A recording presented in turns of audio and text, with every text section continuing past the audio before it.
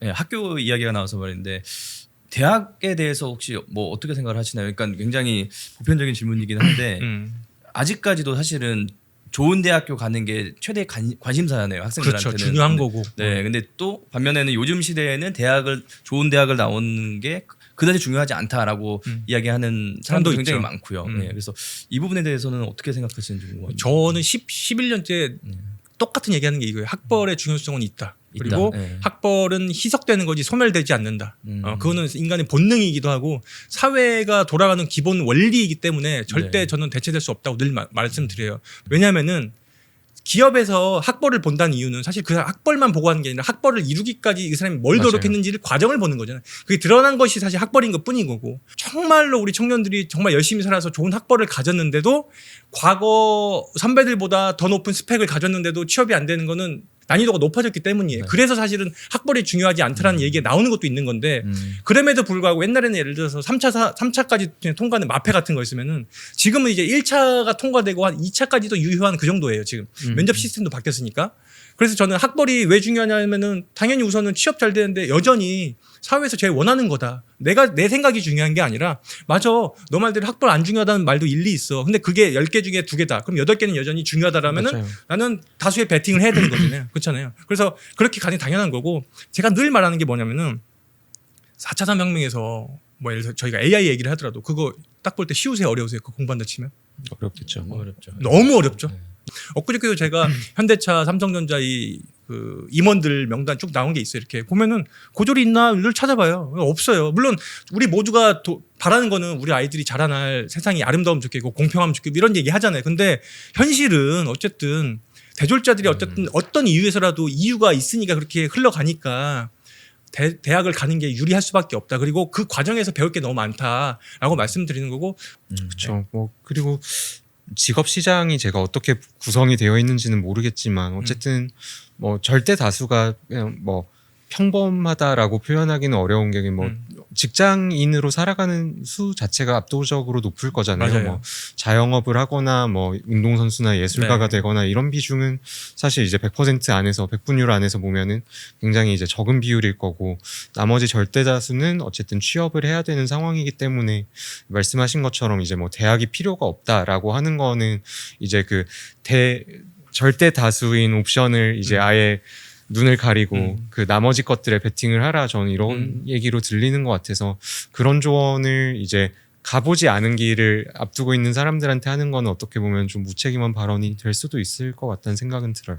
그 방향성에 대해서는 우리가 존중을 해야 되고 그렇죠. 그런 어떤 중심에 있는 걸 우리가 계속 꿈꾸고 가야 되죠. 근데 어쨌든 우리는 두 발을 땅에 두고 가니까 현실적인 걸 고려 안 할 수는 없거든요. 그래서 지금 말씀하신 부분은 굉장히 저 동의를 하고 네. 많은 분들께서 아무튼 계속 고민을 하시면서 다양한 경험을 하시면 좋을 것 같아요. 네. 뭐 대학 졸업장이 필요가 없을 수도 있죠. 그러니까 그 취지 자체는 공감은 하는 것 같아요. 이제 뭐 대학 졸업장이 없더라도 내가 할 수 있는 뭔가 무기를 만들어서 그걸 기반으로 직업화해라 이런 취지로 이해를 할 수는 있을 것 같은데 근데 사실은 어떻게 보면 뭐 마찬가지 뭐 이가 없으면 잇몸으로 할 수 있는 것들이 있다 약간 이런 취지의 얘기인 것 같아요. 근데 보면은 뭐 학교를 이제 그러니까 졸업을 앞둔 친구들한테 굉장히 와닿는 이야기가 될 수도 있는데 보통 지금 이미 학교를 졸업하고 직장 생활을 하고 있는 분들이 많잖아요. 대부분이 텐데 뭐 학벌이 뭐 소위 말하는 이렇게 좋지 않다거나 모두가 이제 스카이를 나올 수는 없으니까 네. 그런 분들에 있어서는 혹시 어떤 노력을 좀 해야 되는지 지금 느끼고 있는 그런 불안함이라든지 불안감을 조금은 잠재울 수 있을지 그런 조언을 좀 해주시면 좋을 것 같아요. 솔직히 말씀드리면 1번 재테크.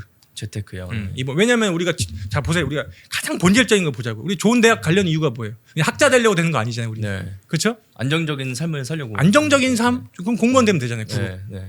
그렇잖아요. 그렇죠. 근데 본질적으로 보면 돈이에요. 내 몸값을 자, 띄우는 우리가 거죠. 그렇죠. 우리가 메디칼 선호현상이 되고 있어요. 우리 옛날 같은 경우는 메디칼이 이렇게까지 되지 않았어요. 옛날에는 예를 들어서 스카이 뭐 서성한 중경외시 이렇게 했지만 지금도 있지만 지금 메디칼이냐 메디칼 아니냐 나뉘고 있어요. 최상위가 완전히. 그 본질이 뭐냐면 돈이에요. 당연히 두 번째로는 제가 대학원을 가시라 말씀을 드릴 건데 더 중요한 건 저는 재테크라고 봐요. 재테크를 해서 내가 재테크로 성공을 하면은 저는 거기서 내가 자존감이 제일 많이 올라가고 실제적으로 내가 돈이 있는 순간 다른 일도 할 수 있고 옵션이 많이 늘어나잖아요. 그렇죠. 네, 저는 왜 사람들이 성공을 하려고 노력할까 하면은 저는 가장 큰 게 자유함이고 네. 그리고 두 번째는 선택권이라고 봐요. 이제 철저하게 좀 자본주의적인 관점에서 좀 현실적인 조언을 많이 해주신 것 같아요. 저는 이제 진로라는 거를 교과 과목으로 경험을 해보지 않은 세대로서 이제 이런 조언들을 하시기에 앞서서 뭔가 이제 개인화된 어드바이스를 많이 주시는 편이세요? 아니면 일반론적인 어드바이스를 좀 더 많이 해주시는 편이세요? 그 학생들한테도 돈이 조금 더 잘 될 것 같은 직업들을 추천을 하시는지, 아니면은 내가 봤을 때 너의 진로는 좀 이쪽이 더 맞는 것 같아 하고 개인적으로 좀 어드바이스를 해주시는 편이신지. 이제 가장 중요한 거는 내가 행복해야 되잖아요. 그쵸. 그래서 이제 기본적인 절차 자체 상담을 한다 치면 어떻게 되냐면은 내가 어떤 사람인지 정보를 이제 우선 아는 게 제일 중요해서 당연히 이게 기본 전제 자체는 내가 하고 싶은 거 혹은 내가 되고 싶은 게 되는데 그걸 할 때 알아야 될 이제 규칙 같은 거를 꼭 이제 가정에서나 학교에서 학습을 하라고 하는 거죠. 예를 들어서 A라는 학생이 뭐 수의사가 꿈이다. 네. 그럼 이제 수의사에 대해서 이 꿈만 얘기하는 게 아니라 수의사가 되기 위한 과정, 수의사들이 실제로 할 때 어떤 게 어려운지, 그리고 수의사가 되기까지의 과정에서 필요한 자본주의적인 어떤 관점들, 그런 것들에 대해서 먼저 찾아보게끔 하는 것들, 그리고 예를 들어 최소한 제가 555의 법칙이라고 이렇게 얘기를 하거든요. 뭐냐면 최소한 내가 가고자 하는 분야에서 5명의 사람을 만나고 5권의 책은 만나고 5개 유튜브는 봐라고 내가 얘기를 해요. 근데 사실은 생각을 해보세요. 우리가 입시 공부를 하든 뭐 진로 공부를 하든 재테크를 하든 깊게 하는 사람 많이 없어요. 근데 사실은 인생에 대한 공부를 안 하는 게 제일 가장 큰 문제라고 보거든요. 네. 아까 말씀드렸지만 자본주의 사회를 살아간다면은 이거는 알아야 되는 것들이 있어요. 예를 들어 사람 관계에 대해서도 공부를 해야 돼요. 제가 다음 책으로 준비하고 있는 게 나쁘지만 좋은 사람, 좋지만 나쁜 사람이에요. 제가 나쁜 사람일 수도 있어요. 어떤 시기에는 어떤 일을 할 때는 또 그럴 수도 있고. 근데 또 보통에는 제가 좋아요. 근데 또 나한테 좋은 사람이지만 또 어떨 땐 또 나쁜 사람이기도 해요. 사람은 그런 존재거든요. 근데 양면성을 다 갖고 있는 것 그렇죠. 같아요. 저 복합적이고. 같은 경우에도 회사 같이 다니면서는 진짜 이 사람이랑 너무 안 맞는다 느꼈는데 그렇죠. 오히려 퇴사하고 나서는 잘 맞는 경우. 인간적인 부분에서 네. 너무 잘 맞는 거예요. 맞아요. 그래서 저도 지금 말씀드린 것처럼 이런 사람에 대한 거 저는 사랑할 때 제일 중요한 게 뭐냐 그러면은 뭐 사람마다 우선순위가 다르지만 저는 저 같은 경우는 이제 건강을 잘못 잃으면은 제가 아무리 옳은 이 길을 걸어왔다 하더라도 바로 바뀌어요 진로가. 그리고 배우자를 누구를 만나느냐에 따라서 인생을 송두리째 바꿔요.